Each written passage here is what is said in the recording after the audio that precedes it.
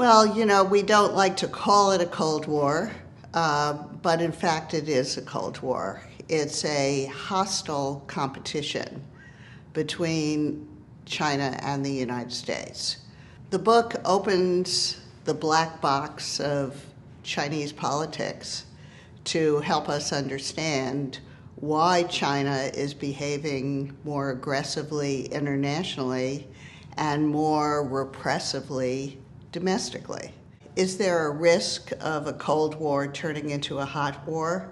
Absolutely. The way I sometimes talk about it is that China is overreaching and America is overreacting. Every politician, every official in China is worried about his or her own future and trying to prove loyalty by overdoing their implementation of Xi Jinping's policies. That's why I call the book Overreach. If you look at China today, for example, its economic growth rate has declined significantly. It faces the risks of a financial crisis, and there's 20% youth unemployment. Peaceful transfer of power at the top was a great advance for the Chinese political system, and really it was the first communist political system that ever achieved that. But now, under Xi Jinping, they have reversed that.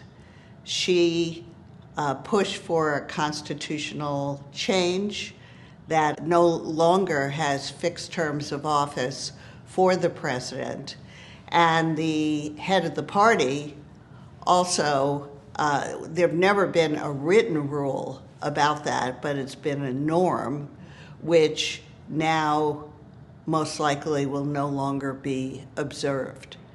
In the past, we always took for granted that Chinese leaders would be pragmatists, that they would have good judgment and make policies that put a priority on economic development, because that's so important for maintaining public support of Communist Party rule.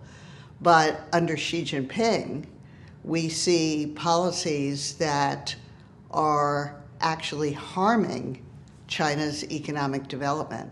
We never saw that before. So there's a lot that's very counterproductive about Chinese foreign policy and domestic policy.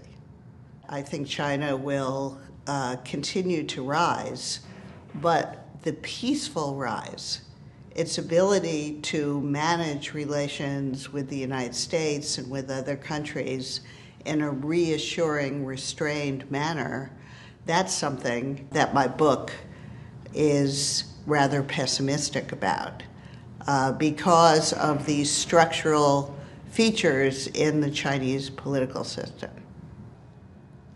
So the final chapter of the book makes policy recommendations both to the Chinese side and to the American side as to how to prevent war and to stabilize relations.